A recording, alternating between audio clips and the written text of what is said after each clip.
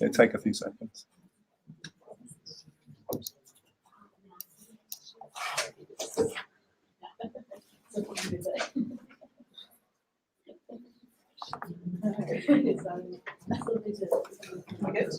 Not sure. For Eric. Eric, you're rolling?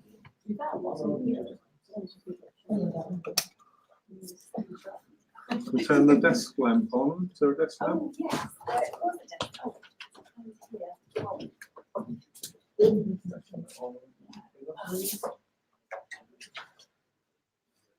Are we good? You set, Eric?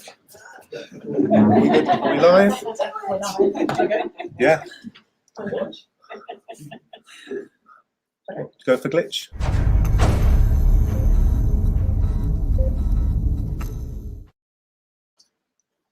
You ready? Can you turn that off? Excellent. Well, look, thank you so much, everybody, for coming to listen to this. This is a really, all the panels are important, but this is a really important panel to us because one of the things that right from the beginning when we set up the festival that we were really pushing was the fact that we wanted to really encourage and support films that are socially and environmentally responsible.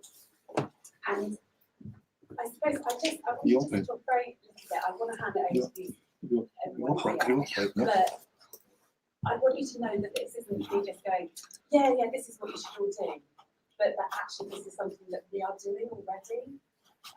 You all had a theme speak yesterday, and me and Athena have a film out at the moment, and one thing we were talking about here is what we did with that film.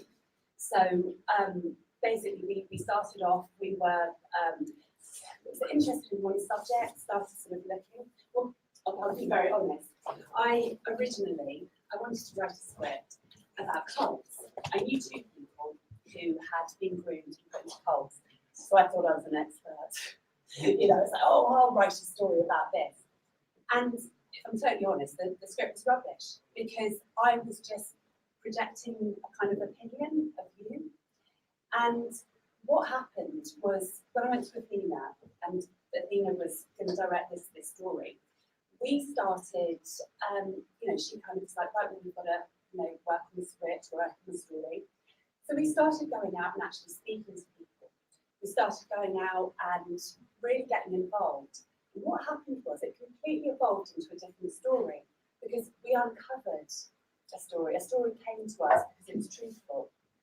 And by actually going out and meeting people, getting involved, becoming part of the community, and really learning the real stuff, not what we've been told to believe, not reading the newspaper, being told this is what's going on. Actually meeting people, going to Parliament, going on marches, getting involved in campaigning, actually doing this. And what happened was then we built a lot of friendships with people who were going through the subject matter. And what has happened now is we're making a feature film and we're raising money for that feature film. And 20% of that is actually going to one of the charities that we started working with there. And this was a woman who'd had 9 years of absolute hell going through a really abusive system and completely grassroots, no one helping her, no one supporting her. And so because we went out and we met these people and we found out the real stories and the truthfulness of it, we were then able to go, right, well, this is someone who genuinely, it's not going to be spent on holidays and cars and, wages. It's someone who's actually really doing something to help people. So social and responsible filmmaking, it can sometimes be a bit like, oh, what's that, I've just got to spend more money. Like you get the flights, don't you, go, oh, we're social, yes. They pay more money, paying lobbies to, to like say that actually it's responsible what they're doing when they're not. So I think it's a big picture. Also, as well, of course, it's the environmental side too. And it's just sort of like little things, like when we were filming Losing Grace, there was just things which seemed quite insignificant. Stuff like no reusable plastic. It's really not that hard. Bring a water bottle.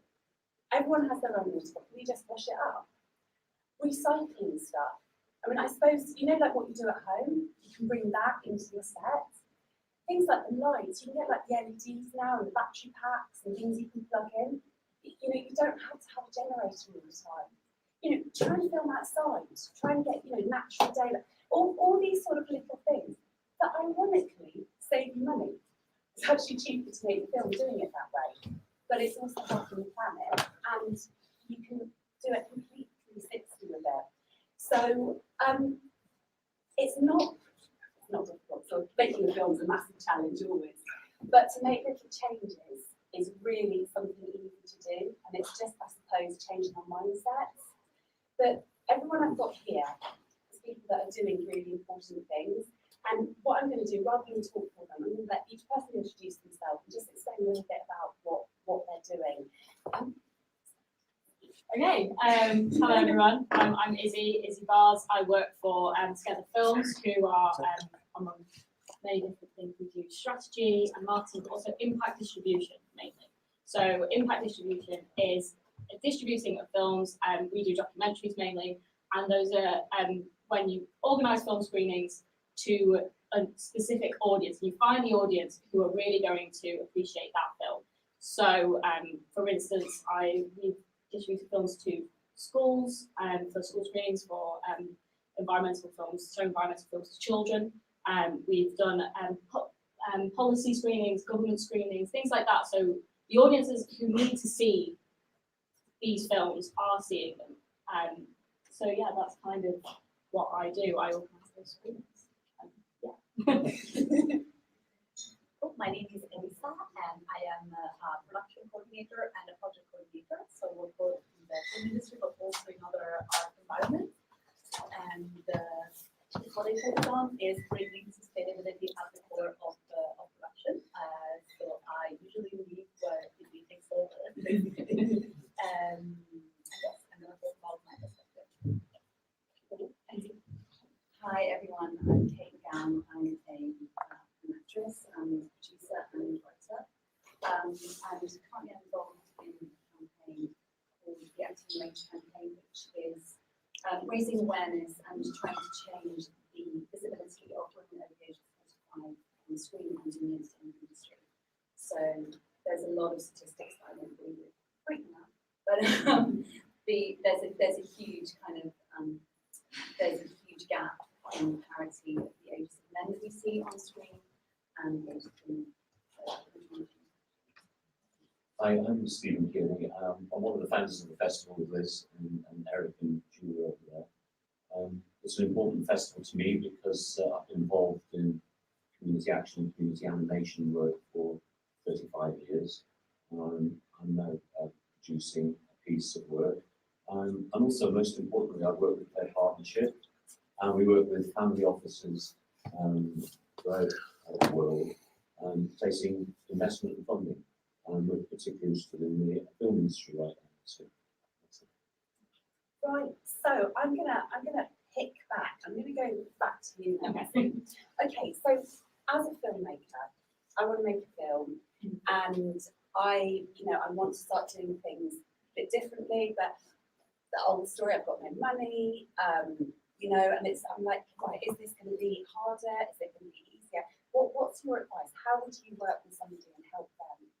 So, especially like you need to look at the issue context of your film. So often with the films that we work on, there's like a social justice angle, a environmental angle, and if there is no budget, then we can do fundraising for that. But also like sometimes you have to ask for screening fees and things like that as well, in order to show your projects. But in getting some like big funding, you can then you can work with these smaller groups who are actually going to really kind of feel the impact of that film.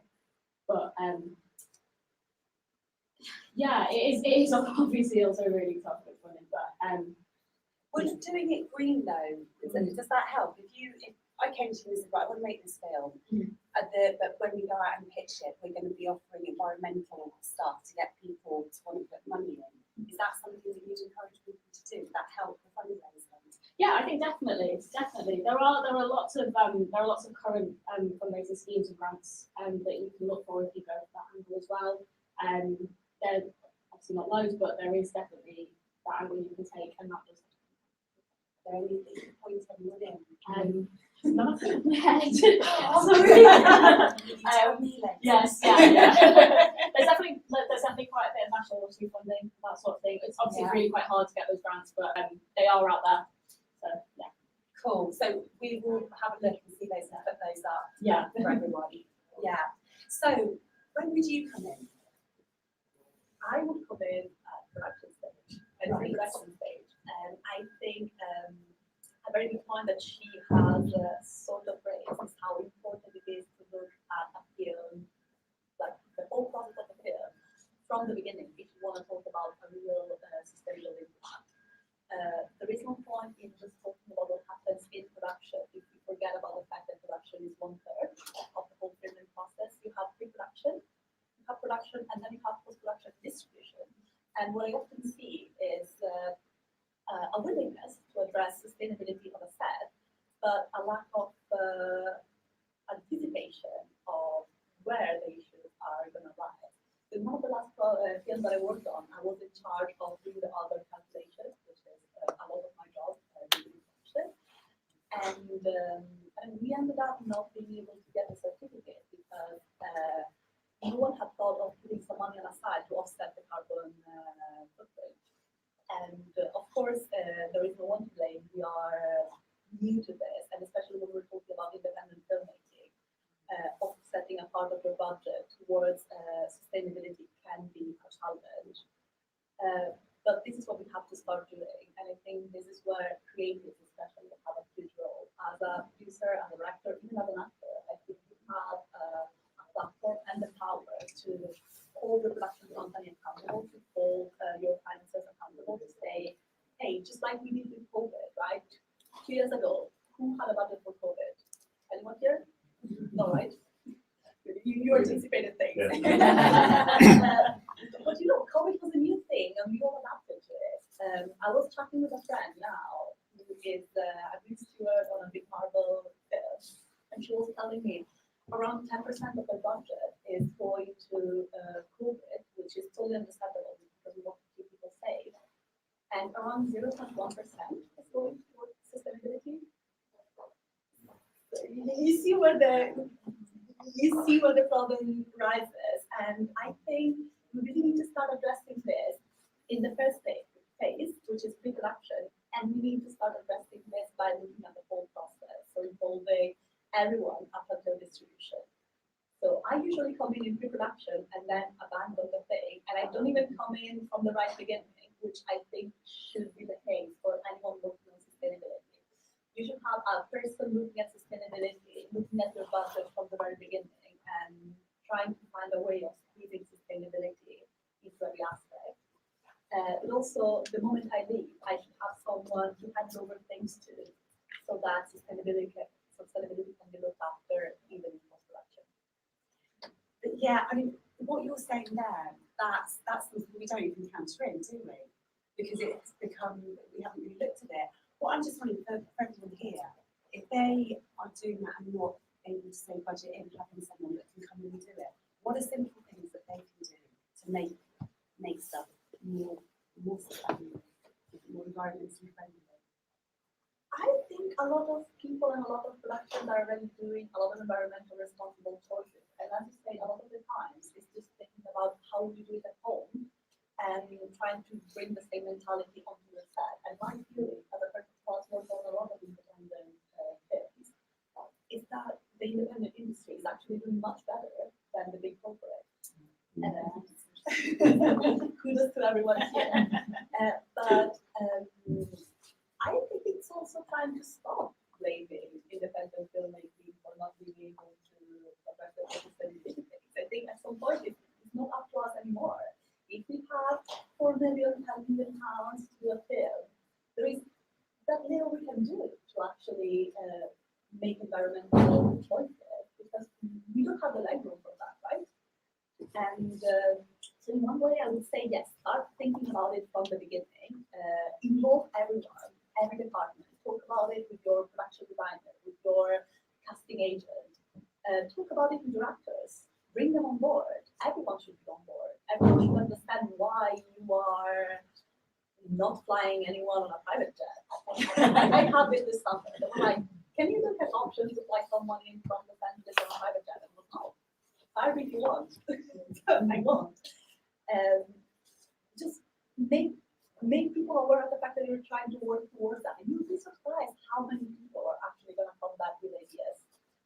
It's true, actually. I mean, it's interesting because one of the things when we did Mixing Race was it was a vegetarian set, wasn't it? There was lots of meat eaters on there, but the food there wasn't any meat, and just something like that. No one complained. In fact, they loved the food. It was incredible. That's a very good point. If you have Yeah. good food, I think that's a good start. Yeah, and also buying food, from the local shops and cooking it, rather than getting stuff brought in plastic stuff, things like that. And what you're saying about bringing people in, I suppose right from the beginning on that call sheet, tell people. That's But when actually actually have a call sheet, even before the call sheet, because when the call sheet comes out and you are a gaffer who started his job at 4 in the morning and you read it's a vegetarian set, we're not going to have any meat, you might be slightly upset, and I might understand it. I think really, from the first time you sit down and you are a producer, director, some of the cast, production manager, line producer, production designer, someone from social production, just have that conversation from the beginning. Guys, can we try and make this set as green as possible? Can we try and make this film with a little impact on the planet?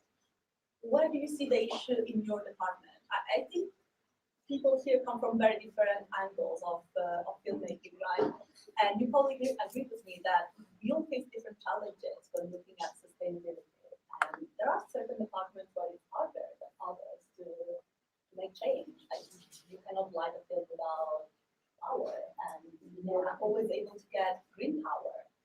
And but just what you said about vegetarianism, I think it's a great point. But at the same time, you need to bring people on board beforehand. They need to know what to expect, and they need to know why you're making that choice. Otherwise, you're going to have a split room with half of the people who are going to be on board and half of the one complaining about the fact that you have no meat. So yeah, start from the very beginning. Start from those pre-production meetings. Tell everyone, and tell everyone to tell their crew. Tell the production designer to tell their crew. Tell the DOP to tell their crew. You're trying to make that effort. And again, you'll be surprised by how many people are going to jump on board, even if you prefer having vegetarian meals. Just tell them. They will understand. People and things like that as well. Any things that, any advice is there that you want to share? Yeah, I mean, sustainability from the start is always bringing it through to then kind of the distribution model, which is like what I work in. It's thinking about how do we make film screenings sustainable? How do we make flying people in for events sustainable? Which has been one of the things of the pandemic, which has been interesting, is the rise of things like virtual events. So we had a virtual release in the US of a film made by someone in Australia, and we didn't have to fly him all the way to the US and to different places because we could just do virtual calls. And I think actually post pandemic, a lot of I guess post pandemic, but yeah, for the sake of for argument's sake, people are still more willing to be on board with Zoom calls, with virtual Q&As, with things like that. A lot of audiences are now used to that and quite happy to go along with it.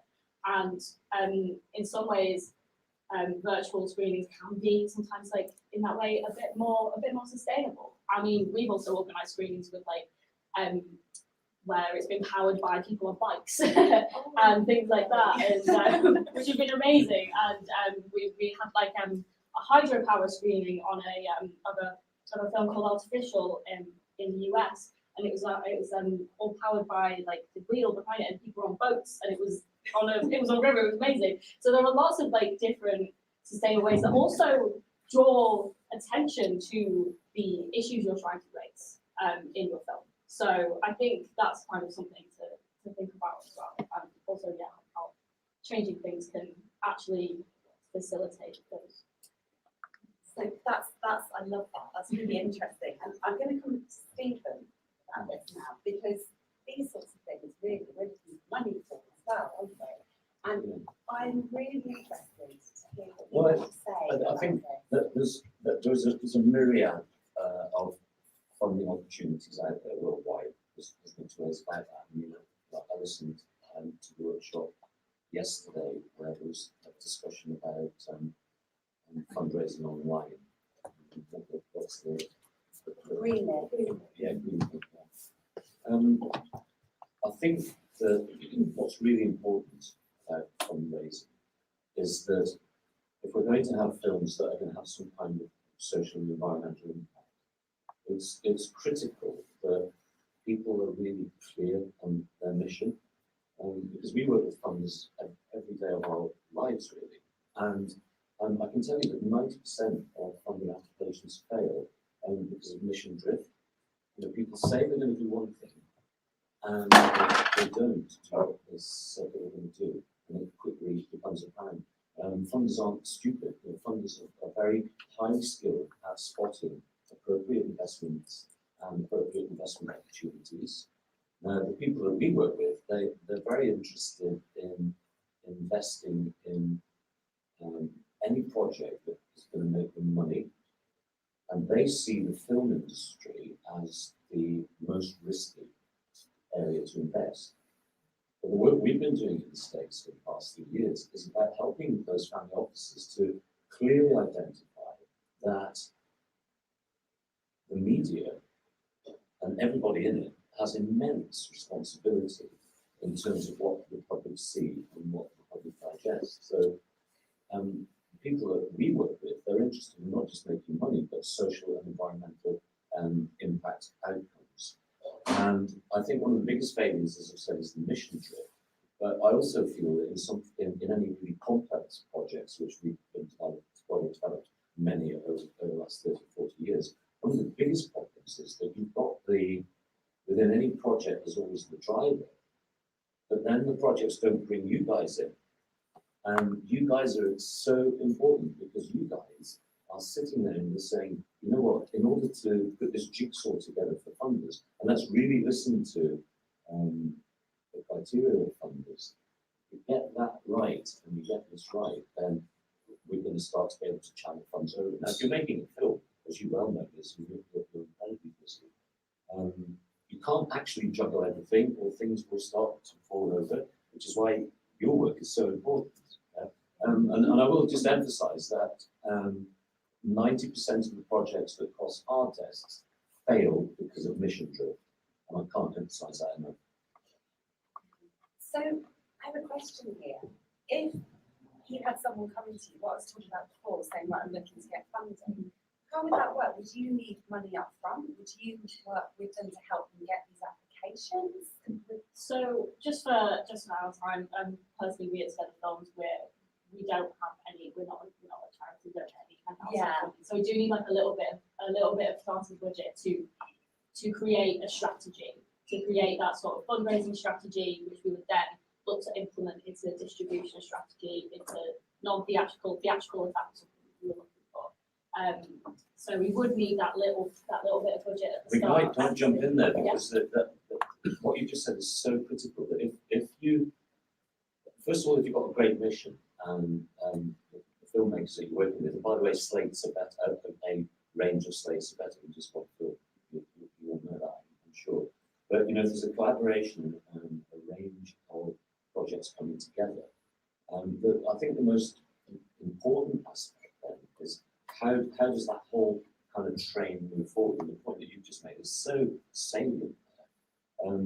To be able to be really clear on the broader mission, to be completely motivated and passionate, and then realistic about what can be achieved, and to have people like yourselves, you know, sitting there almost out with the production, because that's also crazy, but absolutely having the power to influence that production. Our people see if that power is not with the consultants. So if they walk on set and there's a director flying around and what does that and the other, or you know, I mean, even we got plastic cups here, right? Thank God. No, but you know, they're going to spot little things like that. But what they want to know is that the mission is good. And if you can raise, as you just rightly said, if you can raise the first 10,000, frankly, that's the hardest bit. If you get, and if you can't do that, then don't start exploring the sort of investors I'm talking about. Because if you can do that, then they know you've got a mission, you're really passionate, you've got a brilliant story, and Yeah. they'll invest in you, and incidentally, they'll invest in you long term because you're helping them to reach their objectives, and that's.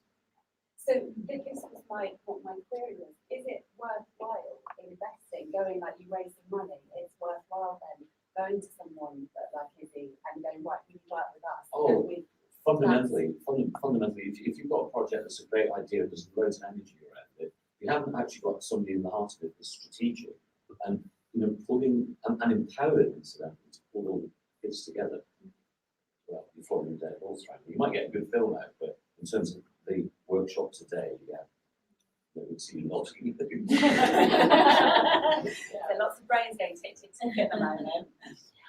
So I want to move on to you because obviously this is what we're talking here is about, the kind of production side of it. Yeah.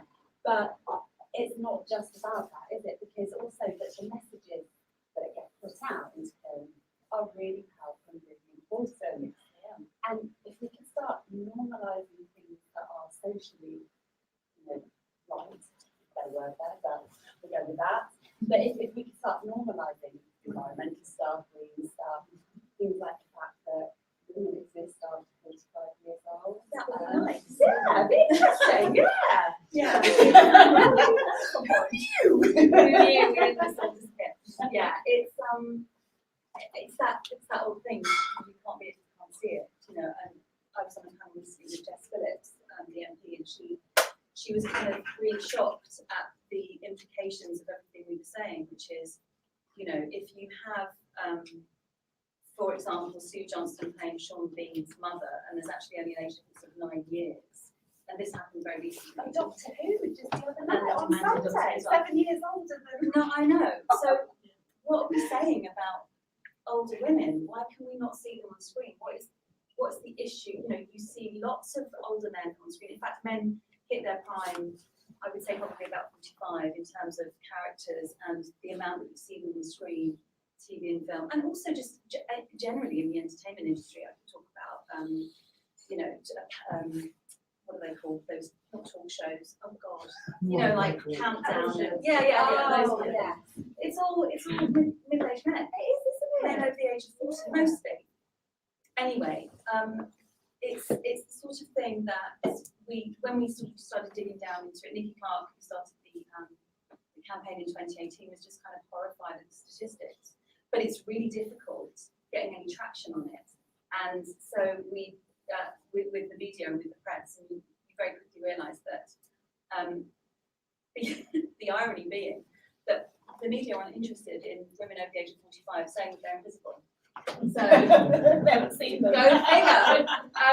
So it's kind of, but what Jess was saying, her point was, how do people in her constituency? She was kind of horrified. She just said, "But hang on a minute. If older women in my constituency can't see themselves reflected back across all forms of media, what is that saying about them? How does that impact their lives?" And she said, as an MP, she has she has a responsibility to her constituents to change that.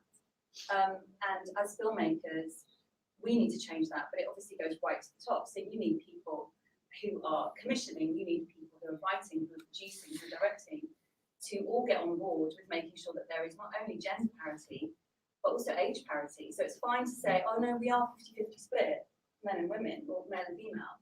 But what often is the case is that it's men of a range of ages, and then women maybe up to the age of 40. There might be one token character who's kind of 55, but there will only be one of her because you can't have more than one of her on screen, and it goes on and on. So the activism is changing that. I was just thinking that there's a root cause here, isn't there? And you mentioned Jess Phillips, so let's get political. Yeah. Well, let's get political, yeah, because the whole capitalist system, as it is now, the very same system that has damaged people, damaged the planet, is continuing with its damage. And I think this is why organised social environmental impact investment is so important, because big money can come to this, but the industry is seen as exploitative, and that's got to change. And you're absolutely right. I mean, it's shocking the way women have been treated, but it goes right across the board in actual fact. Yeah. People are treated badly by the industry, and it needs to change. Yeah, absolutely. With the work that you two do, does this cover this side of it as well? I mean, not just specifically just women age, but is it just environmental, or do you? I think the very good point that is coming out of the discussion is that it's a matter of social justice, Yeah. environmental justice or Yeah. gender justice. Like we are looking at an industry which is struggling, keeping up with the changes that society is demanding. And what you were saying about women in film can be said about minorities in film. Absolutely. How many non-white people we see on screen, but how many of them are having leading roles? How many non-white people on films or women on film sets are we seeing? And then- how and many then of them older have women. strategic roles? Older women of colour, or Yeah. non-white women, it goes, the statistics go right down again. And It's ridiculous, but it's true. And I think the two problems are interconnected. And it's not just me saying this, it's science saying this. The more you have people that are diverse in strategic roles, the more you can address this kind of problem. Yeah. Because those people feel them. And personally, I have seen it. I've seen more and more people who realize the lacking privilege on certain areas, who start thinking, hold on, so where do I hold privilege and where can I make a difference? And that is huge in the sustainability world. A lot of people arrive to sustainability because I realize that I have a privilege somewhere else. Actually, I realized I didn't have a privilege because I walked into a room where I was a not privileged person and I started reflecting on my privilege and how can I use my privilege for good. And that's how a lot of people walk into sustainability. And it's sad to say that a lot of the big people who are still not on board sadly fall into the very privileged side of the agenda. Of course. Basically, Yeah. they can afford it. Yeah. Well, because I think that there's the thing, isn't there? If you haven't appreciated, if you haven't experienced it, it's kind of like, oh, it's not really real. If you're benefiting from it. Oh, well, that's, yeah. Let's get political. Yeah. If you're benefiting from it, if you're benefiting from capitalism, how likely are you going to change? Yeah. I think this is where the independent sector is so important because, in my experience over the last God knows how many years is that, the voluntary sector impacts on policy. We've changed policy massively over the years, and it goes on day to day. You've been with Jess, and this is all fantastic stuff.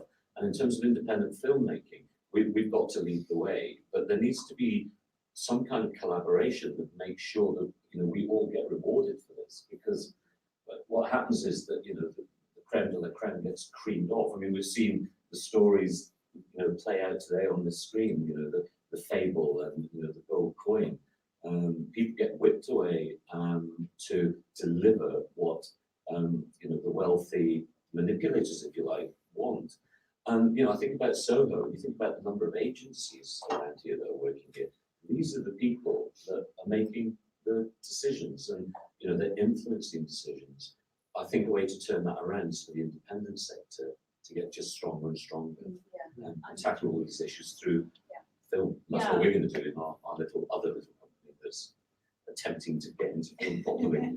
Yeah, I was going to say, we, where I've come from it, it's kind of from a slightly different angle that we've been looking to work with films that then try and create this change. So we've been looking to work, I think last year, the 5 films we were working on, 4 of them were directed by women, 3 of them were directed by women of colour. Like it's trying to, you choose these projects which you feel are then going to be, we can then take out and show to audiences which will actually then go and create change, create that representation on screen, create the representation of these issues on screen. So like we worked on a film called Coded Bias, which was about racial bias that's built into technology. And it's kind of showing these things on screen can kind of help, enact change and enact like policy change. That's something that like we're really passionate about. So yeah, it's kind of representations, but also from like that slightly different angle, but also kind of to eventually come to the same, conclusion that once you see it on screen, you then can be it, I'd love to see independent filmmakers and other filmmakers somehow call to action So rather than people being passive recipients of entertainment, they become active contributors in society. And I don't know how possible that is. I mean, maybe when you throw it over to everyone in the room, and I think it's a key question. How can we provoke action and call to action on a whole range of different issues? Yeah, because I mean, it is, if the narrative changes, if people are watching things and there's something different there, that they absorb it, they take it in. So we have this huge responsibility now to make these films that can pass on these messages. And I mean, with the internet now, of course, you can get these films out, independent films, people can see them, things like film festivals, you can watch these films and stopping it being, making it more mainstream. Yeah. Yeah, not having big business going, right, well, you've got to say this, or you've got the money, you've got to say this. Yeah. Actually telling real stories. And the industry, I think, potentially, I mean, to be challenging, maybe the industry needs to come out of its comfort zone, because even within our activism within the film industry, are we still too comfortable? Are we pushing the boat out and really challenging? I've seen amazing films here already, and there are people in this room right now who are incredibly challenging.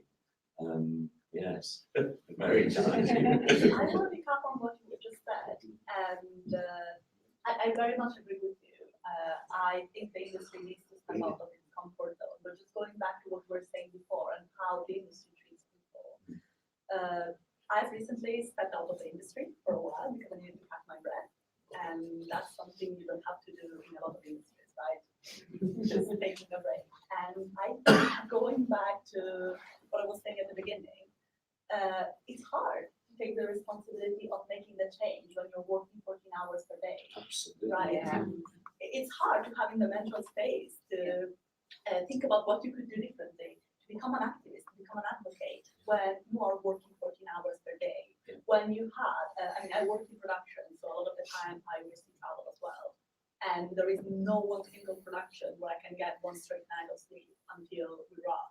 Because there is always the actor who missed their flight, the actor whose flight got cancelled, the crew member whose car got broken, and you need to find a solution.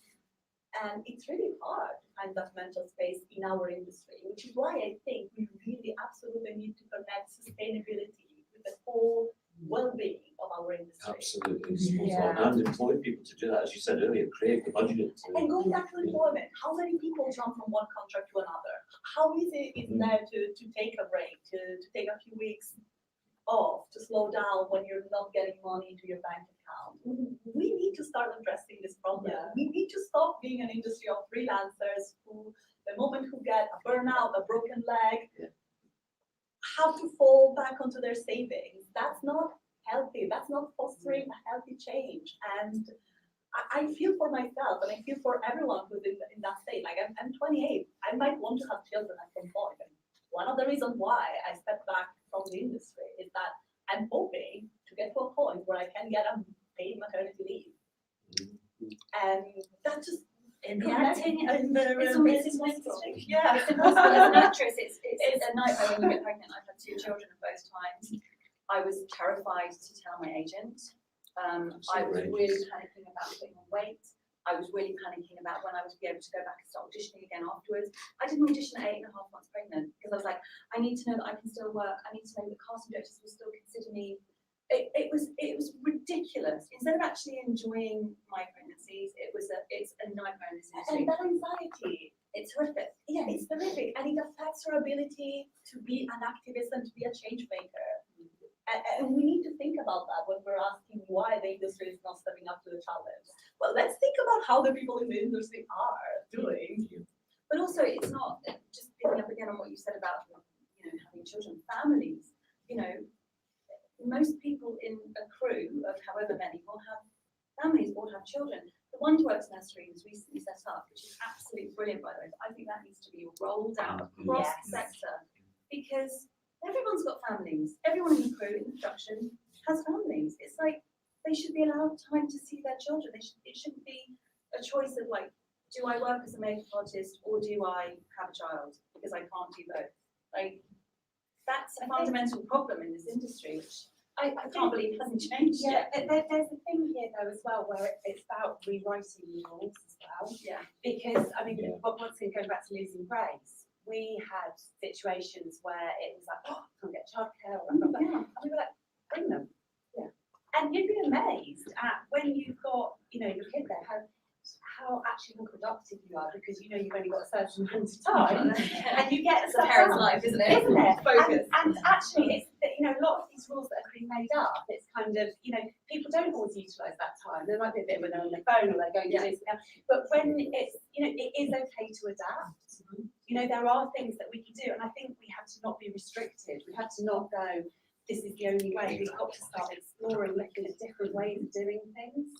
I think that's fascinating because I'm smiling to myself thinking, my God, how many panels have I sat on in the last like 25 years? And the question you've just asked never gets asked, and is how are we going to do it?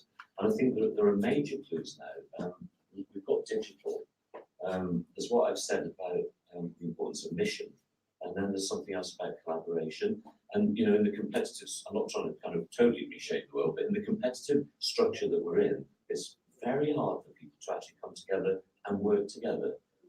So there's a big question for me. You know, I mean, you know, one of the questions might come out of the audience later. Well, oh, okay, how could these family offices help us? Well, the family offices are going to be interested in mission, collaboration, and potential delivery in a big way, not in a little way. Again, a failure in applying for those sort of levels of funding comes about as a result of mission drift, as I said earlier, but also the lack of an ability of people to be able to coordinate and cooperate within their collaboration. So the massive challenges here, and I think the point that you made earlier, you know, I just come back to what you said at the very beginning. You've got to have somebody that takes this on set and that person's budgeted for while everyone else does their work and has the power. So the director's saying, no, we can't do that, I'm busy with the film. No, hang on, mate, here's the contract. And also, can I just say that a lot of the times sustainability of the production, but the production manager is conflicted because doing a sustainable choice is not always doing the most budget-friendly choice, which is why the two people need to be split. Like as a production coordinator, I sometimes have to sit on my sustainability chair and then look at myself and be like, and Arguing with yourself. arguing with myself. And at the end of the day, production always wins, and that's not fair. And it won't work. Which is why we need people who are dedicated to sustainability, because they need to find their corner, even when money-wise it's not the most feasible choice. Yeah, it's really interesting because there is now creeping onto sets, so people that are doing this, and it's you know, it's been really good. People I've spoken to about it, they're actually devoted to doing that, and they go around. And I was speaking to one woman the other day, and she was saying about composting. She was on the set. She was actually composting, getting everyone to to do that, and there was just lots of little things, and it just those little things do make a difference. But like you say, if someone's dedicated to just that, and they're there giving that sort of push, it does. I think change can happen. It really can, and the little things do add up to big things as well. And we mustn't get lost in like, oh God, it's all too much. I'm just gonna. It has to start somewhere. Yeah, and just the fact that we're sat here and that you're all sat here actually listening to this and we're part of this means that there is the potential to change and make things better. I'd really like to put it out to everyone out here. Has anyone got any questions or anything?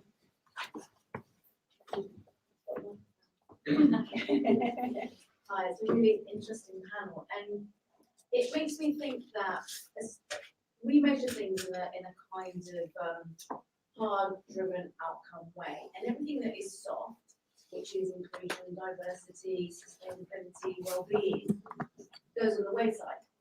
And we need to sort of start shifting our attention, and if we have like a checklist for all these things, which is looking at terms of casting, characters, sustainability, what is the message, what's going through this? If we start implementing that from day one of our thinking, it makes the budget line. Whatever's not in the budget line doesn't happen. So you can have a budget line that says well-being for cast and crew post-shoot. if it's going to be an intense shoot, that there is 3 days that you can pay somebody, or a week, or whatever you think that is for your production. You know, a necessity for well-being. Because often these things are afterthoughts. And so, you know, when we did Losing Grace, at the beginning of us even having the idea was, I remember just saying that we can do this differently. We don't have to make this film in the way that everyone makes films or expects to make films. So we can make our own rules. And I think that we do have power, and there is money out there. If you can think of what it is you want at the beginning, you will raise that money to do it. As the same way that you would raise to pay for cast, or the same way that you would raise to pay for your crew. It's the same importance, and if you don't give it that importance, you won't do it. And therefore you will burn out at 28. And if we're doing that to our peers, then there's something fundamentally wrong. You know, we need a kind of mental well-being day week for everybody who's, you know, who's done that. So maybe we need a manifesto, or a kind of some kind of checklist that we can all sort of sign up to and adhere to. So yeah, fascinating conversation. Anyway, sorry. There you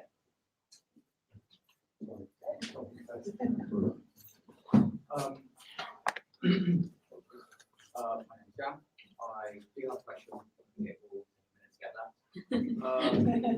So I've noticed a lot with environmental sustainability, with artistic forms of expression to get awareness out. There are all kinds of ways that we can get awareness out. And I often see that there's not a solution attached to these productions.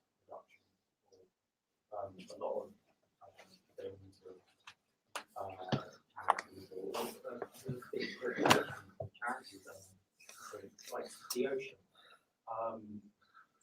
There's, you know, a huge issue with plastic pollution, and a lot of these, the biggest charities in the world are in bed of removing plastic. They're also in bed with commercial fishing, which kills way more fish than oil or plastic. And you know, they're just trying to spread awareness. And I can't help but feel like after a lot of these messages about awareness, there should also be a solution attached to it. And like you know, a lot of people don't know these. Like there's something around silt, and he's created this dam machine that they put in the ocean, and it removes plastic, and it's brilliant. And he figured out that 1% of rivers are responsible for 80% of the pollution of plastic, and no one knows who he is. He's created these brilliant machines, and right, he's created these brilliant machines, and no one, you know, I hear people, a lot of things I believe in, like protests I go to, things I research, where people are shouting, we need change, we need something to happen, but they're not shouting, you know, what that change should be. So when the, you know, the constituents of the people that are dooming the planet, you know, they hear that, they can freeze it off. So what would you say is good to make the awareness people more aware to actually speak out solutions? Films. I would say Films. Can I take this from like an impact distribution angle?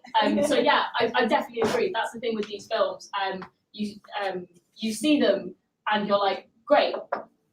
What do I do? And that's the case for, I think, quite a lot of these films that we watch. And I think what we try and do in impact distribution is take it to audiences who can maybe not do, like, some can do lots of change, some can do a little bit of change. So, you know, trying to do parliament screenings, and trying to do like, look, even if it's just like a local council or a local school or a local you know, community group, and it's like, what can we do in our village, in our school, to actually, you know, reduce our plastic waste, to reduce the amount of water that we're wasting.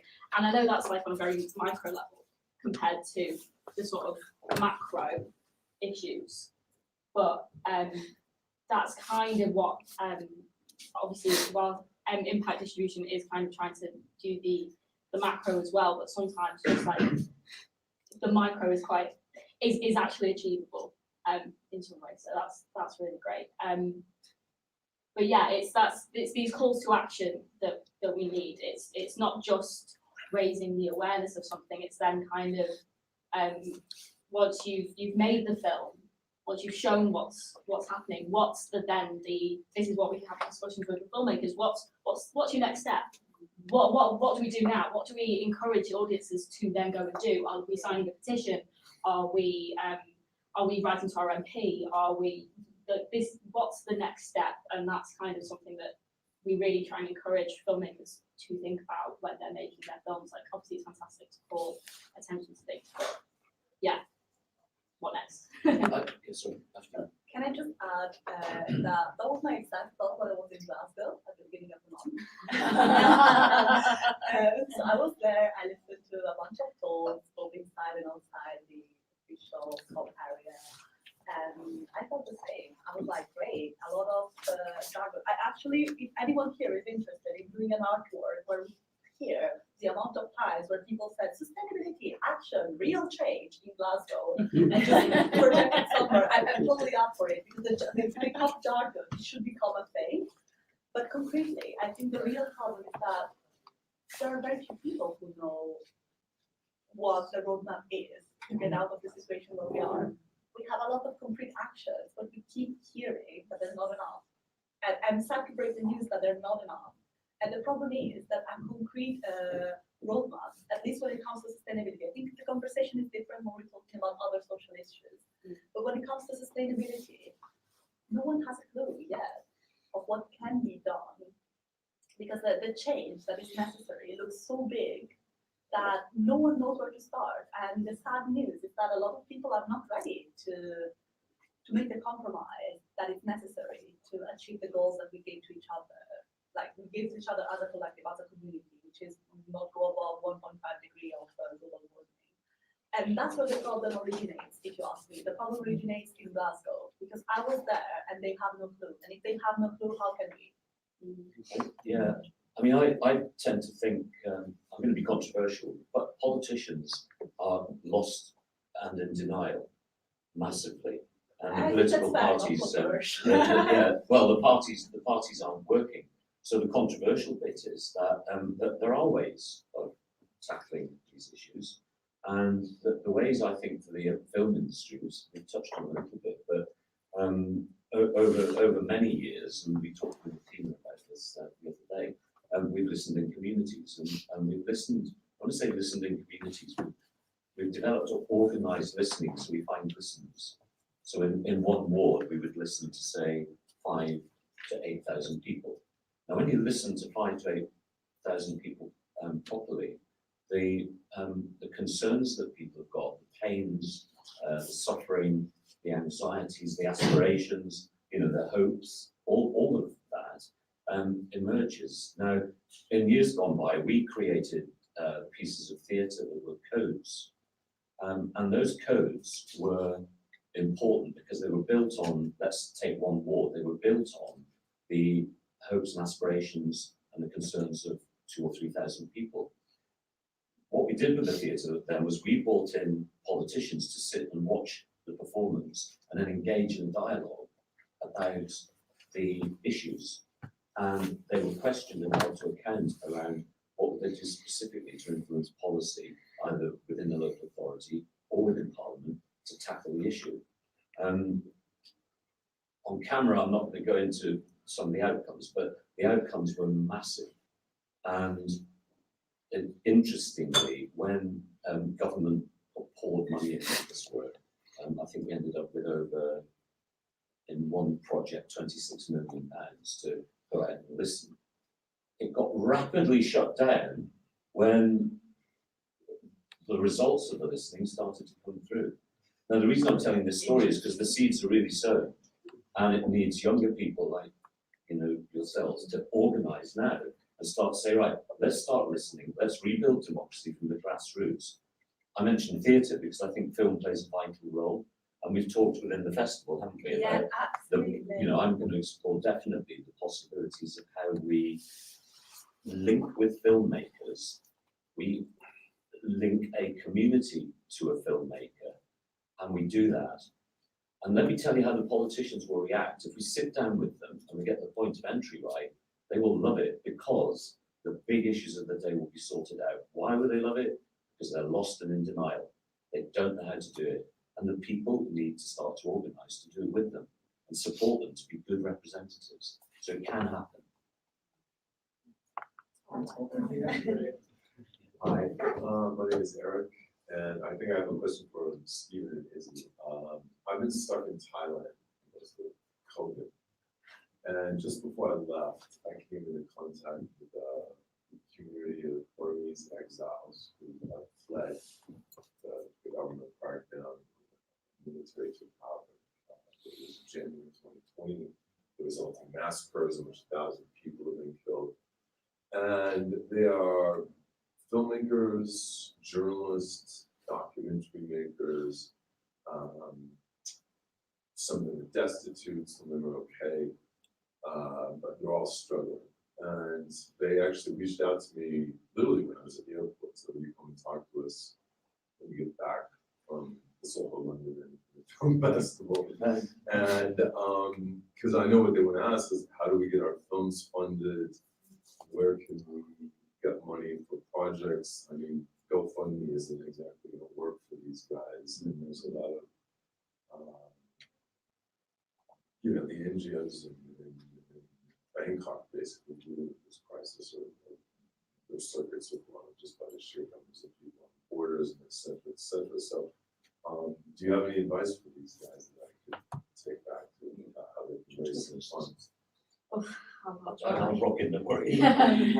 Yeah, because that's such a, gosh, yeah, that's, you know, living in exile outside, I'm just trying to think, because a lot of my speciality is like, is UK based, but, I don't know, do you want to jump in first? Kind of Well, thing? okay.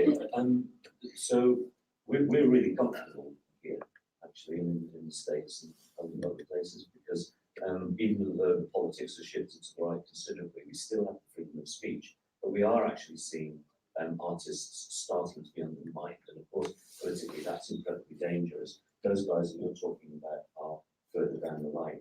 So I think the crucial thing is to talk about a listening process that goes on amongst those filmmakers to create the cohesion to help to start them to build the strength to move forward. Now, in the work that we've done in places like the UK, we have worked in dangerous environments here in Belfast and other places. And I would say that the listening process is really important, because structures can be created that give people the opportunities to liaise out with the dangerous, the kind of danger zone, if you like. And they are in a danger zone. So there is potential, there is possibility. And then again, once you get to the point where people start to organise, the links can be made out overtly. You know, VPNs is quite handy, for example, that hide communication on the internet. So there are definitely ways to do this, and yeah, I'd be happy to talk to you about it.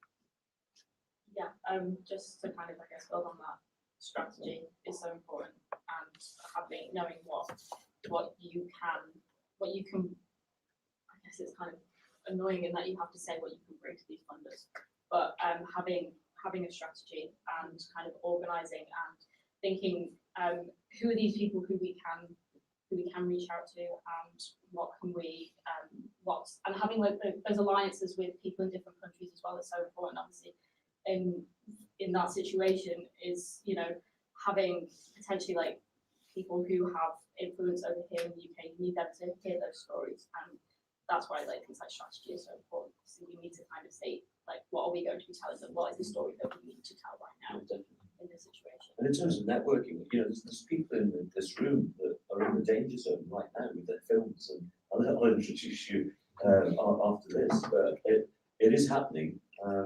But what you've talked about does need very, very careful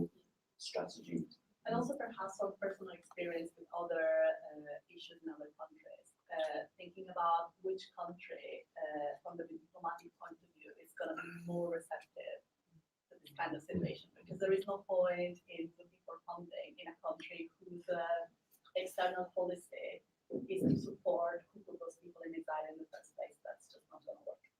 If you go to the government funding, yeah, or the Yeah, controlling power. in general, Yeah. if any of the funding is somehow linked to the government. I have a similar issue in another country, and I realized that I was firstly reaching out to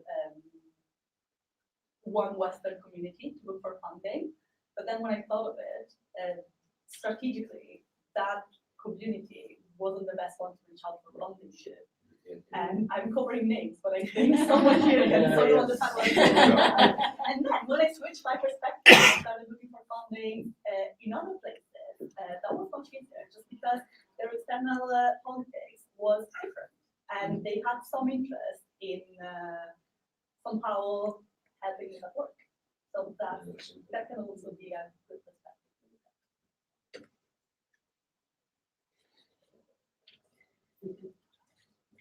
Hi, I'm not a filmmaker, but just really amazing panel. And I'd just love to say that hearing, it seems to me that there is, sometimes it's about the creation of a narrative which presents us with false binaries. So the creation of a narrative about professionalism where women or anyone, any parent having children in the room not being professional is actually dangerous. Yeah. And this notion of excellence, we can actually do multiple things excellently at the same time and have been sometimes, forever.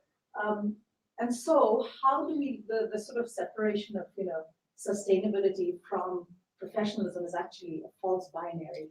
And our interest in story, and you're talking about funding, but how does funding come to us? How are we interested in the stories of the Burmese community, which is finding itself in this really difficult situation, not through a model of like, oh my God, let's save them, but how do we actually listen as a different thing? Yeah. I'm not interested, as an artist, I'm not interested in being part of someone's diversity and inclusion slate. I'm really interested in being there because I do excellent work. And I feel like, I really think that, I think filmmakers can have a really important role in shifting narratives, particularly for the next generation of viewers and artists. So I just want to. I love that because I think the whole concept of people in communities that are voiceless, they need a voice. The television and film industry, but broadly, is selling things to everybody. So I just couldn't agree with you more. Yeah. Absolutely. Just wanted to make a point. It's going about what you said about the people that we see up there on the screen or up on the stage. I mean, I think that's an incredibly complex question. It goes right back to dawn civilization, if you like. And that's the place in society of those specific types, like the stories of the gods and the goddesses and the heroes and the warriors and that becomes so deeply embedded in the way that we look at our society and how we move forward that it in modern times it's become like a glamour profession. And there's various aspects of that glamour profession up on the screen. And that's what people buy into, called escapism. And I'm all for reading this because I think that's where the true story lies. But it's getting people to buy into that narrative, and it happens in waves. Yeah. You move over, get the kitchen sink drums. And to me, that's the heart and soul of society. That's what it's depicted. This is what's happened to more of us, not the few at the top. It's really difficult to try and break that kind of that system or that perspective. I'm not sure you're going to do it because I was thinking it's really deeply embedded within society. And it comes from Greek theatre. It's been around for thousands of years. You're not going to do it overnight. And the problem is, if you do start forcing people to have specific types in a story, it could become dull. Right, sorry, the thing is, what you're saying there, absolutely, these things have been embedded, have been put into us. I mean, the fact that, as a woman, there's loads of things I've watched on television you know, when I was younger, it's only as I've got older that I started going, oh, hang on a minute, like, why is that being shown? Or, you know, and stuff like, you know, 5 years older than someone as a parent and stuff. You start going, no, this isn't all right. But what's happening now is that our younger generation is actually much more awake because they are seeing what a complete disaster we've made of things. You know, our politicians don't even pretend to try really anymore, you know, and things are starting to change. It's going to take a bit of time. It's not going to happen overnight, but things are changing already. You know, there are lots of little things, and we mustn't start going, oh, there's no point in trying, because there is change. It is happening already. We're all sat here discussing it, and we're all looking at ways of doing this. We're doing stuff. We're making films that are changing things, that are changing laws. You know, sometimes you present something in a way, you don't have to make it dull. It doesn't have to always be something deadly serious. You can get a point across with a comedy. You know, you can tell a story that moves you to tears, but also makes you laugh at the same time. You could do a zombie film about, I mean, walking into Brexit or something. Do you know what I mean? It's all these kinds of things. It doesn't have to be dull. And we've been taught that, you know, there's all this stuff on television now. It's like, oh, you know, you can't really do much. Oh, just have a go at like being famous, or, you know, throw yourself into that because everything else isn't achievable. Well, bollocks. It is achievable, you know, and you've got to actually start changing the narrative in your own mind. And you know what, as filmmakers, we can start helping to change people's narrative. We're not going, you've got to do this. Just tell stories. And also, sorry, just be careful, like, people served up the same content, they'll just keep hoovering it up, whereas if you offer something different, they want they it. have choice. Yeah, there was a whole thing about you know, women, you know, not wanting women's stories for ages, and we've shouted. Now we're starting to get women's stories. Now we're starting to have more women behind the camera, and they are the most popular stories. They're doing really well at the box office. You know, we've become this thing. It's like what you're saying, glamorized. Like James Bond in his big, expensive car that sucks up lots of, you know, chucks out lots of pollution. You know, we can start changing where it's really sexy, gorgeous on a bicycle. You know, sounds silly, but why not? You know, you start selling. You've got to point to a time in cinema when that actually happened. It's going to happen. But It hasn't people happened pulling the yet. strings at a time percentage at the time. And I'm not saying it's a lost cause. You know, No, don't it's get me not a wrong. lost You don't preach to the converted, all right? Because I'm on your side. I'm merely sort of thinking aloud and saying that's the war that you're taking on. You've got to bury those gods and destroy those heroes and rip down the temples somehow. I think you create And I new think heroes. I agree with you. I think And it is happened, but it's in like really small increments.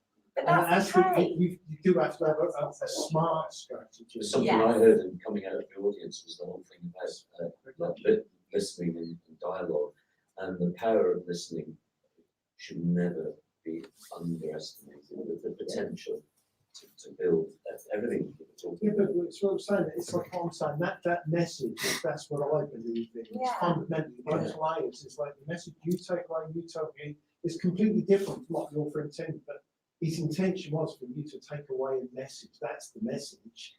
Whereas today, with the Intel, unfortunately, you do have this like 10-second concentration. That's the spell. That's the magic spell of like modern sort of magic and myth that you've got to try and break. That's true, but they're also much more aware of the fact that the old gods are fake. The young generation has a shorter attention span, but their gods are different. Oh, I'm so sorry that, I can't keep ignoring this going on. I'm sorry, guys. Can we take this to a conversation at Black later or something? Because I think we can sit here for the rest of the day talking about this. Thank you so much. I just want to say thank you.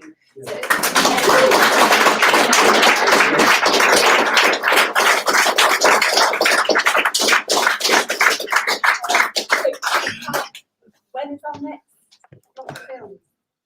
4 o'clock. 4 o'clock. Oh, okay, in 15 minutes.